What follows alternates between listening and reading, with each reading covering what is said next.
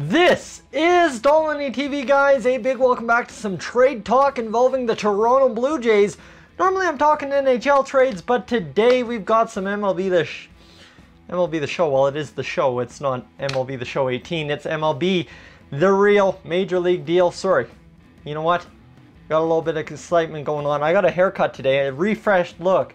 And so do the Blue Jays after trading JA Happ and Sungwon Oh in back-to-back days. So JA Happ, now a member of the New York Yankees, long speculated, I mean this has been what, about 3-4 weeks of speculation that JA Happ was heading to the New York Yankees.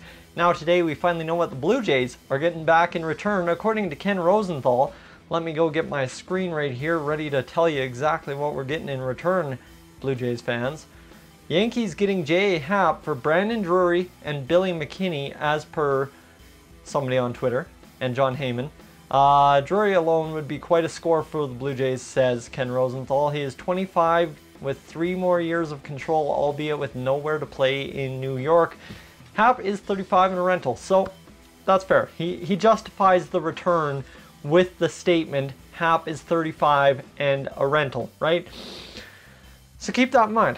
Sorry, a little bit clogged up this morning as well. So JA Happ, a member of the New York Yankees. In return, Brandon Drury and Billy McKinney coming our way. Now, before we get too excited about what we're getting, let's go back and review what we're giving up, all right, shall we? Let's get right into JA Happ's stats. And for the year, he's 10-6, a .625 win percentage. That's not bad, considering normally in Toronto, he has been not too bad.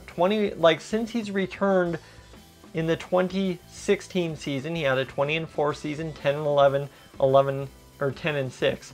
So what, 21 losses, 40 wins, 40 to 21 loss ratio? That is insane for a Blue Jays pitcher. Like, come on, we don't normally hear our pitchers doing that well. I mean, yes, sure, maybe in the seasons when we were winning into playoffs, yes, but the past 12 years, albeit for 2 years, that's kind of unheard of, and JA Happ, the man to be unheard of in that situation. So the ERA for JA Happ in the past 3 years has been a .318, a .353, and this year statistically his worst ERA season of .418, yet he's got that 10-6 record. It's not so much that they're getting the quality, like all-star pitching out of JA Happ. He's a quality lefty. He's a guy who can stabilize the rotation and help you make a push. Of course, now you got to think, okay, well that's questionable. That's a questionable comment when I'm saying they're not paying for the all-star quality of JA Happ. The reason I'm saying that is because with the Blue Jays, it just doesn't translate as well as it does with the Yankees. So the Yankees aren't paying for it, they're getting it, if you get to understand what I mean. Once he performs, that ERA should lower in New York, and he should have a little bit more confidence because the offense is a little bit more skilled than the Blue Jays offense has been this season, if you understand where I'm coming from. So JA Happ, the .418 ERA shouldn't hurt him as much. Now, what else do you need to know about JA Happ? He's had 114 innings pitched for the Toronto Blue Jays this season, so he was serviceable. In the past couple of years, he had 195 and 145, so he's on pace to get back to that 195 inning spot, depending on how deep he goes into games from here on out, that is for sure. He's given up 99 hits, so what is that, 35 walks, and had 130 strikeouts in 114 innings pitched right there. Those are some super stats for you. He's hit 4 batters and had 1 wild pitch, as well as, what else do we got in here? That's all. Strikeouts per 9.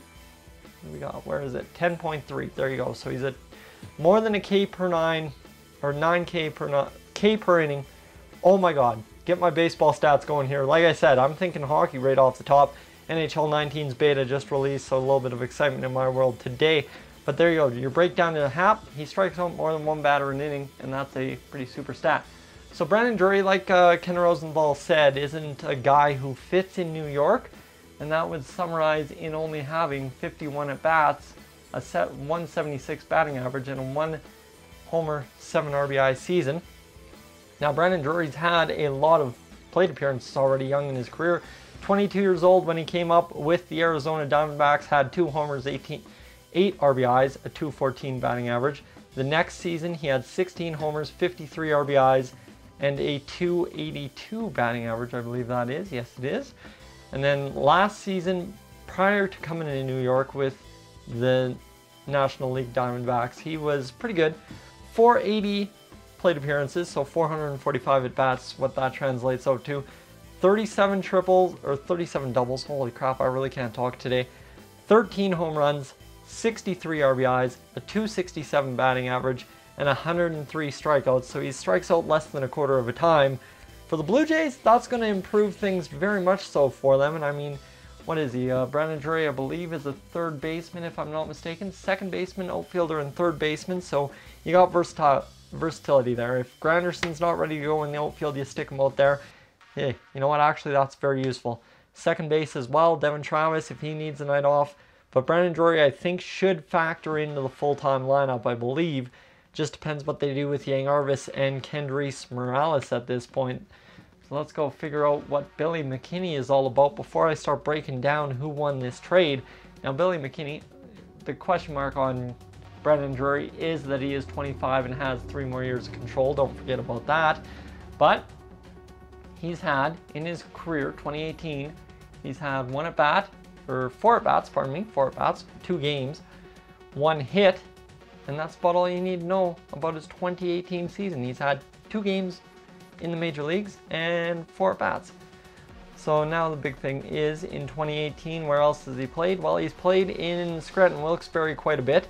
54 games, 228 plate appearances, and then for a total of 8 doubles, 48 hits, a .230 batting average, and 13 home runs and 32 RBIs. So again, a guy who can pop the ball, Billy McKinney, not looking that bad, and realistically, what do you have for a position? How about an outfielder? So stick him in right field. Your dream outfield, you've got Teoscar Hernandez, you've got Kevin Pillar, and you've got Billy McKinney. That is an outfield for the future for sure. And the big thing about Billy McKinney as well is he is 23 years old. So that looks very, very good for us, I believe. Hold on, let me double check.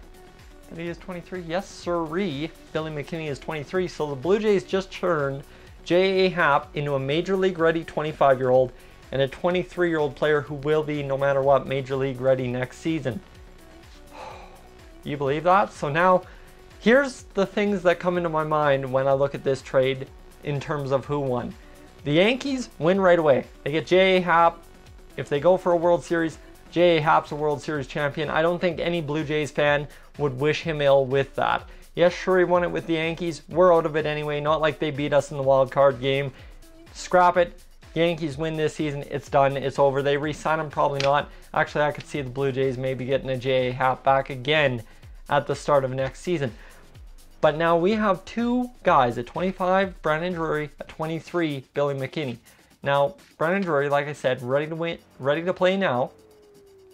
But you go into next season, you've got a guy who can play third base, or DH, or play second, or a little bit of outfield if he needs to on a day off kind of thing. That gives us the versatility to move around with Vladimir Guerrero Jr., and then you've got Bo Bichette at shortstop. You've got Devin Travis if he stays healthy. If there's any question about him, trade him now. Get rid of him, whether it be right now or in the offseason. The time has come. Pass up on Travis. It's never going to be, it looks like, and he's just statistically getting worse. I mean, he's bounced back since being called up and stuff, but it just isn't working here in Toronto for him. And so then you maybe stick Brandon Drury at second base. First base, you've either got Justin Smoke or whoever the heck you want to sign, Kendrys Morales if you have to, that kind of thing, right? And then the outfield is pretty set, like I said. Teoscar Hernandez, Kevin Pillar, Billy McKinney behind the plate. You just need to solve, is Russell Martin your man moving forward? Are you going to try and move forward with Luke Maile? Or are you going to try and find somebody else out there and figure out what's going on? I don't know. Russell Martin, barring anything, could retire this offseason. He is of that age where it is starting to become a thought for him. I doubt he will, but it's a thought that could be creeping into his mind at this point. So the Blue Jays win, securing a little bit more of next season already at this point of the trade deadline season. It's not quite the trade deadline yet, but it's the trade deadline season for sure in the MLB. So they secure the future. The Yankees secure the present If the Yankees win the World Series, they win this trade. But if the Blue Jays just perform next year, they win the trade tenfold. Anyways, guys, that's my breakdown of the JA Happ to the New York Yankees trade. It's JA Happ to the New York Yankees for Brendan Drury and Billy McKinney. Guys, this is Tyson Dolany for Dolany TV. I will catch you guys in the next one.